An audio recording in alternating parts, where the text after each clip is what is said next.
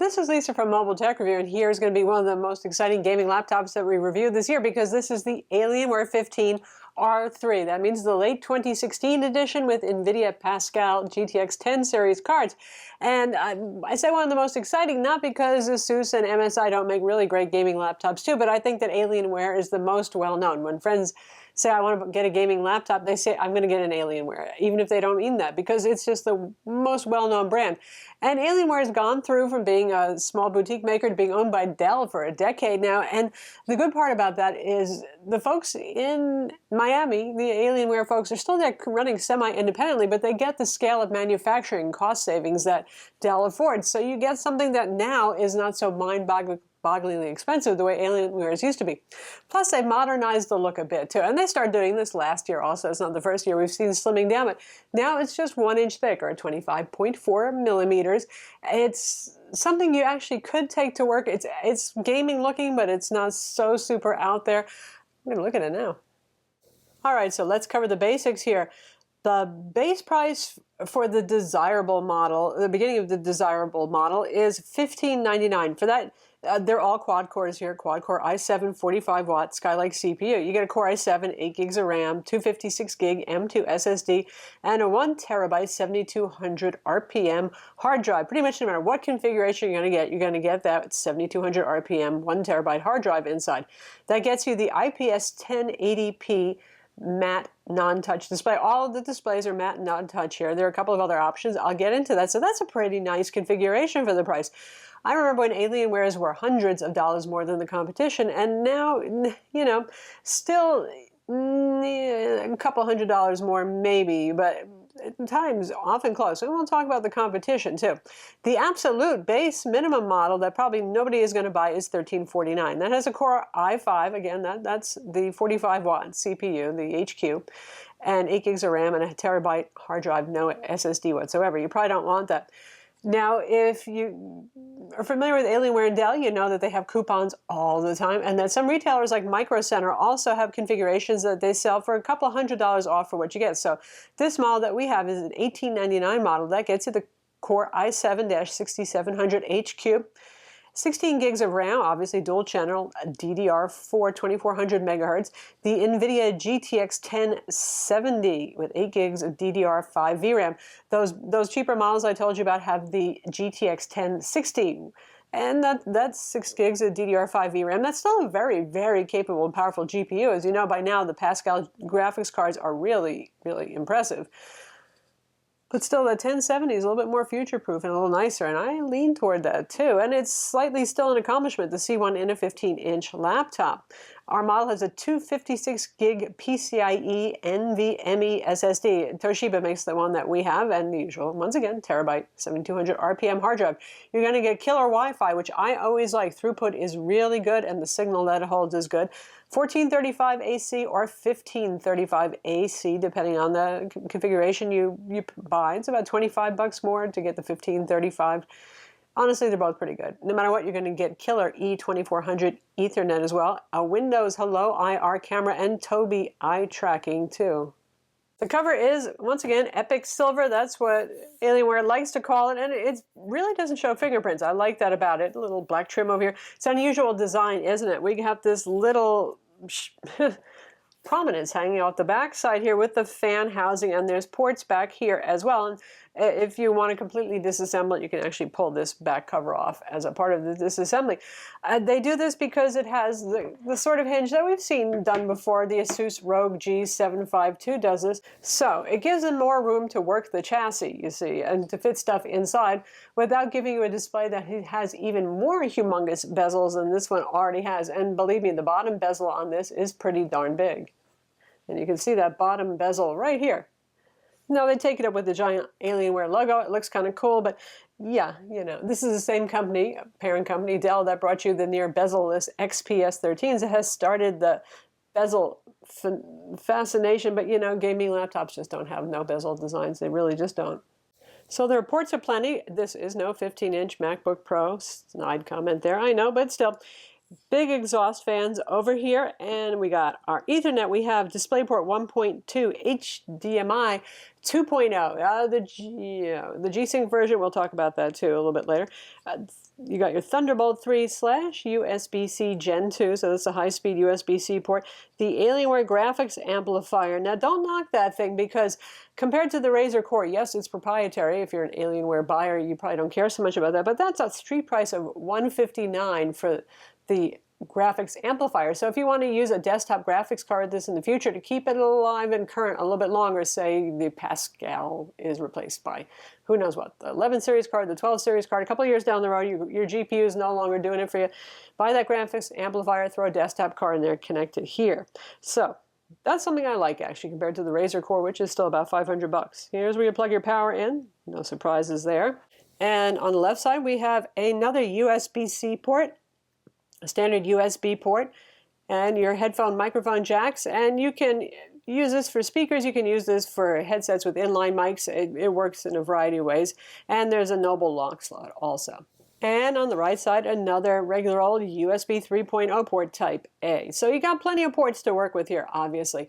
And I know that's important to some of you who buy these actually more for pro applications than for gaming. There are those of you who use these for video editing, for heavy-duty Photoshop work and that sort of thing, and you want to have a lot of ports, don't you? But one thing that's missing here, no SD card slot. What is 2016, the year of I hate the SD card slot? I don't know.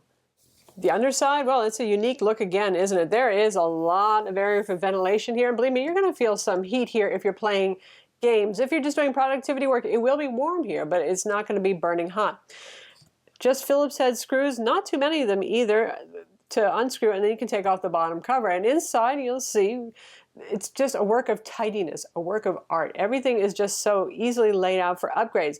Now, that's actually a secondary chassis cover that you see, all the black plastic there. So if you want to get further down, if you want to get to the battery and stuff like that, you're going to have to take off the inner chassis cover too. But everything that you normally would want to access, the SSD slots, which are ample. You know, you've got two full-size SD slots, 2280, and then one half-height one as well, and the drive bay and the wireless card. It's in the RAM slots, 2 RAM slots. It's easy to get to, which I like. Build quality, fit, finished, everything on this laptop is wonderful, which is what you come to expect from an Alienware. If you're paying a couple $100 extra, you're going to get that.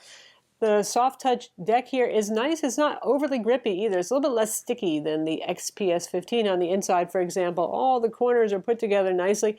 Just good machining. And the keyboard deck itself just looks like an inviting thing. This is a light-up trackpad. Of course, we have the AlienFX. You can control the LED lighting. There's LED lighting on the side edges. The Alien logo on the back lights up, and you can have multi-zone, multicolor lighting on the keyboard itself. This is a very nice trackpad. It's very responsive, to very soft touch buttons. I prefer that, the soft touch buttons. I also really like it when the trackpad has some form of real obvious delineation, because I tend to sit and play games in semi-dark, and probably a lot of you do too. Now, I might be using a mouse or a controller, but every so often you got to reach to the trackpad to do something or other, particularly if you're using a controller and not a mouse, so it's good to have that. The keyboard is obviously not one of the chiclet style keyboards that's pretty common these days. It's more of your traditional, has bevels towards the edges keyboard. It is a wonderful keyboard to type on. As somebody who types thousands and thousands of words a week, writing reviews and so on, I really enjoy this keyboard. Key travel is good. It's very, very quiet keyboard. It's very firm. I haven't experienced any ghosting when playing games. Just really well done. And of course, on the left-hand side, you have the usual programmable macro keys for your games, or really for anything else you're doing too. Up on the top row, you have some quick controls so you can get to the AlienFX. If you want to turn the LED lighting that's going on everywhere here off instantly, just want it off, you're going into work, you can do that. And speaking of that backlit keyboard and light show that you can enable and disable, this is the software right here, the Alienware Command Center. So we've got AlienFX, and you can do anything you want with your colors here. And there's a couple of different themes you can choose from too. So we can go with something like that. If you want just a bunch of presets, there's a preview button so you can see what you're doing. You get the idea right there. We have Alien Fusion, which is really just a bunch of settings right here. What happens with your hard drive, your desktop background settings. A lot of these are just quick access to Windows system settings, honestly. And then we have Alien TactX, which is your programmable macro keys. And while we're looking at Alienware software, here's the sound version of Command Center. So you've got controls for your audio, for your microphone, your HD audio recording, and you've got a bunch of different presets over here. So, we can switch between first-person shooter, racing games, all that sort of thing, music versus movies for multimedia. And the sound fires from the front edges on each side on this one. It's a stereo sound system. If you go up for the 17-inch Alienware, you get 2.1. It's got a subwoofer. Really no room in it for this one. And sound quality on this, you'll hear this when we play some games, is really very good, very nice. Can certainly fill a room, and it doesn't distort even at high volume levels, and it's got pretty good bass. For a laptop this size, it's well done, and this is one way where it beats the Asus ROG Strix GL502 that I recently reviewed, because that one, it had, relatively speaking, kind of an anemic sound.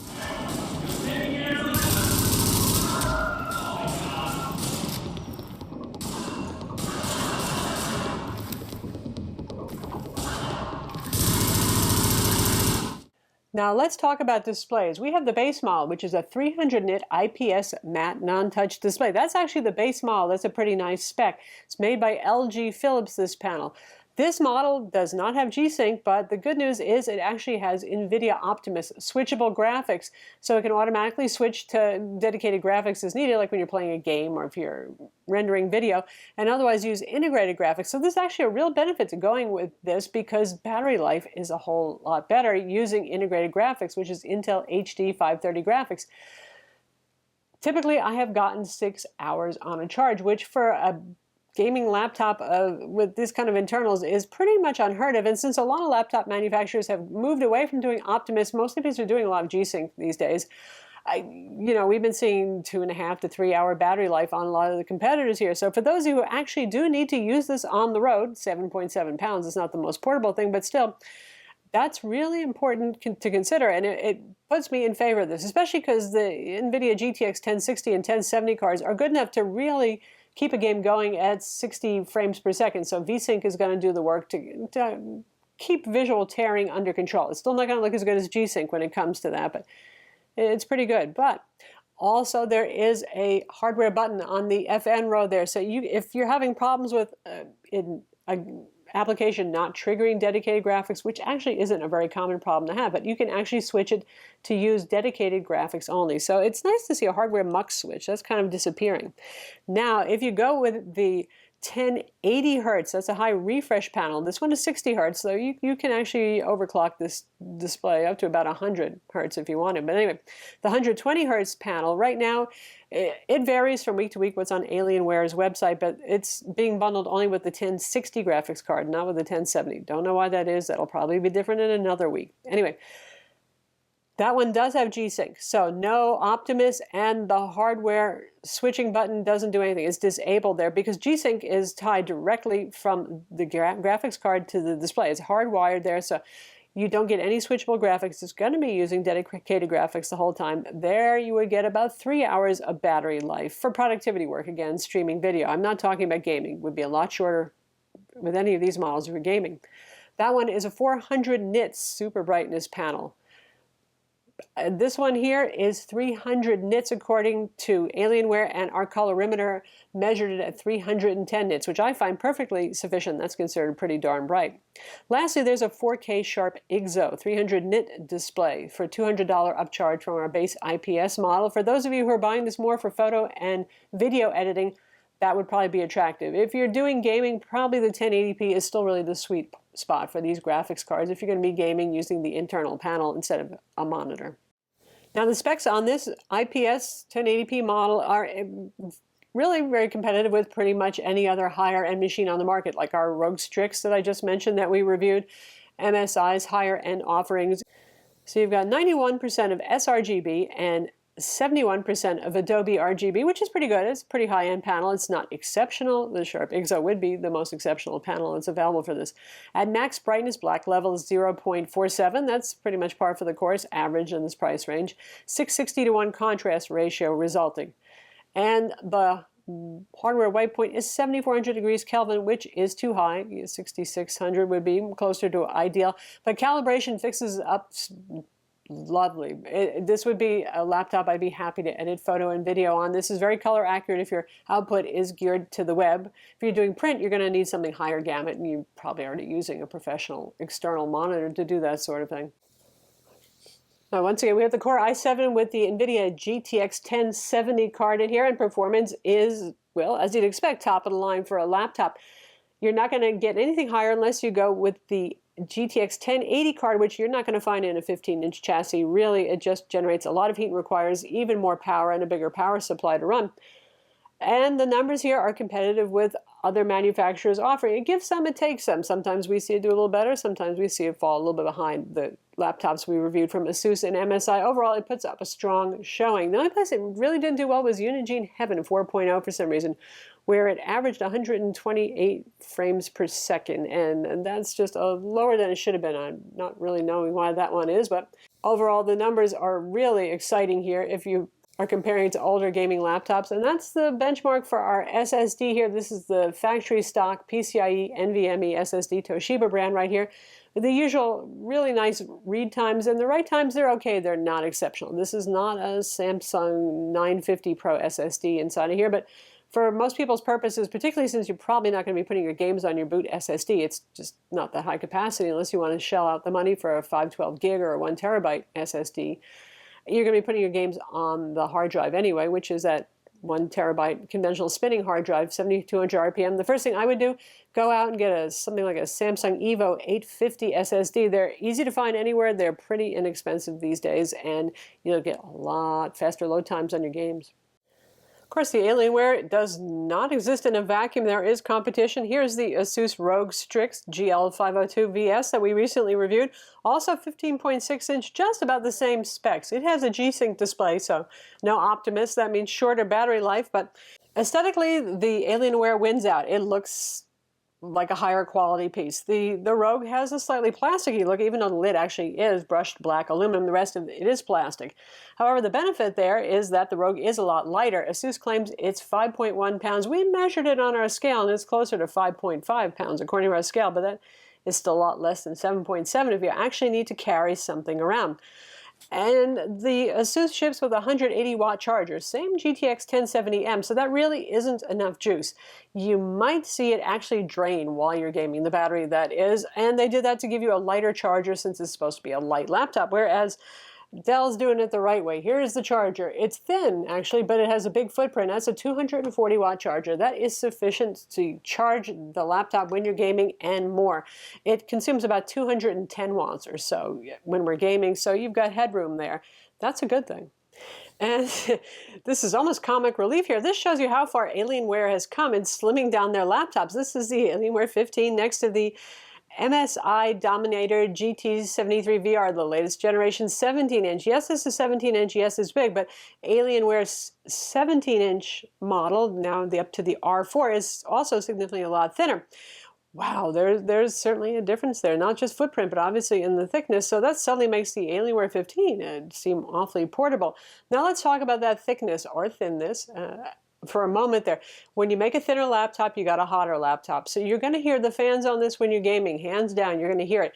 The fans are fairly well tuned, and they don't move that much volume that it doesn't drown out audio in games. You don't have to wear headphones, in other words. It's about as loud as the ASUS ROG GL502, which is actually 1.2 inches, a little bit thicker. So that's fine. And the bottom, it will get hot on the bottom when you're gaming. It will most assuredly exceed human body temperature. Now, it's not going to be burning hot the way an MSI Stealth Pro is. That's a super, super thin and light laptop, but it reaches about 118 degrees here in the late fall, so ambient temperatures aren't that high at the hottest point, which is dead center bottom. So that's the Alienware 15 R3, which is the late 2016 edition, Intel Skylake inside, NVIDIA GTX 1060 and 1070 cards. It's a powerful and reasonably portable gaming laptop. I mean, it's 15.6 inches, so it's not one of the 17-inch or 18-inch behemoths. It's still a lot to handle and carry. It's 7.7 pounds. It's not that light. It has a big footprint, but it's also built like the proverbial tank, and it's architecturally beautiful inside, honestly, the way they put it together. It's quite upgradable. It is sturdy. It is fast. It's it's a nice gaming laptop. I'm Lisa from Mobile Tech Review. Be sure to visit our website for the full written review. Subscribe to our YouTube channel for more cool tech videos, and thumbs up if you like the vid.